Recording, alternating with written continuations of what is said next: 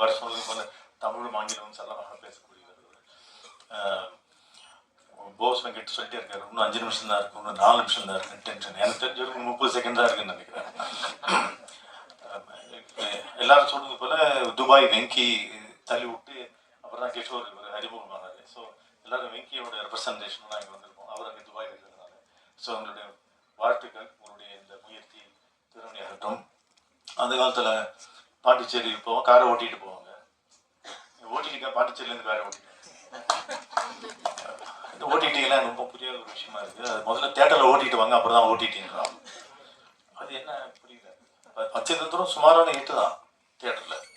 Biggest hit in OTT ever in the history of Tamil cinema ஒரு comedy படம்.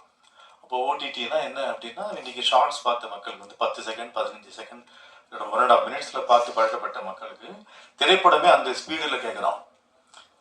குறைஞ்சபட்சம் ரொம்ப அந்த காலத்தில் எம்கேடி தேகிற ஸ்பீடில் இருக்க எஸ்ஜே சூர்யாவே இன்னைக்கு எவ்வளோ தூரம் போயிடுச்சு. அப்போது how do you make a film அப்படின்னா, அந்த 1.5 மினிட்ஸ் கேப்சியூலில் ஃபாஸ்ட்டாக போ.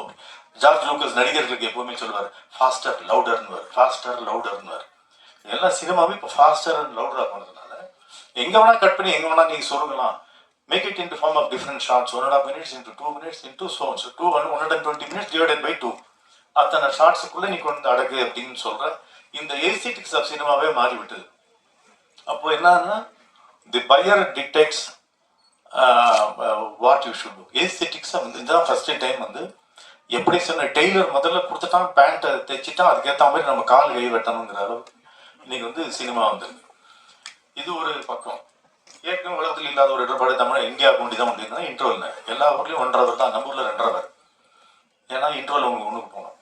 ஸோ அந்த 1.5 hour ஃபாரின் ஃபிலிம்னா எக்ஸ்ட்ரா ஒரு 1 hour நம்ம ஆட் பண்ணுறோம். அது அந்த ஃபர்ஸ்ட் ஹாஃப் நல்லா இருக்குது, செகண்ட் ஹாஃப் நல்லா இல்லை அப்படின்னு சொல்வதுக்காக செகண்ட் ஹாஃப் தான் கதை எதிர்பார்க்குறான், கிளைமேக்ஸ் எதிர்பார்க்குறான். ஃபர்ஸ்ட் ஹாஃப் எப்படி ஓபிடிக்கலாம், இவன் தான் போனால் காமெடிலாம் பண்ணிட்டு இன்ட்ரோவில் இந்த ஒரு பேங்க் கொடுத்துட்டு செகண்ட் ஹாஃப் கதையை சொல்லு அப்படிங்கிறான். அப்படி இருந்த ஃப்ரீடம்லாம் போய் இன்னைக்கு வந்து எல்லா நிமிஷமும் பேங்க் கொஞ்சம் கூட தொய்வு இல்லாமல் 99 மார்க் வாங்கினா நீ ஃபெயிலு, 100 வாங்கினா தான் பாஸ் அப்படிங்கிற ஒரு காலகட்டத்தில் வந்திருக்கிற பொழுது வினோதமான ஒரு விஷயம் என்ன இருக்குன்னா, அபரிமிதமான திரைப்படங்கள் தயாரிக்கப்பட காலகட்டம் இதுவாகத்தான் இருக்கின்றது. அது ஏன் என்றே புரியவில்லை. There is somewhere some money is available for people to produce films, knowing fully well it is not going to be sold, knowing fully well nobody is there to buy.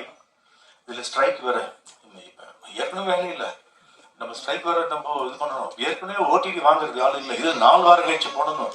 செஞ்சு யாரு போடுற மாதிரி காட்டுங்க கண்ணுக்கு அப்படிங்கிற மாதிரி ஒரு சுச்சுவேஷன்ல எல்லாரும் பெரியவங்களுக்கு கொடுக்குற ஒரு பிரச்சனைகளோ அவங்க அந்த ஒரு நிபந்தனைகளோ யங்ஸ்டர்ஸ்க்கோ இல்லை புது சின்ன படங்களுக்கு கொடுக்கவே கூடாது. அவன் படம் பண்ணுறதே பெரிய விஷயம்.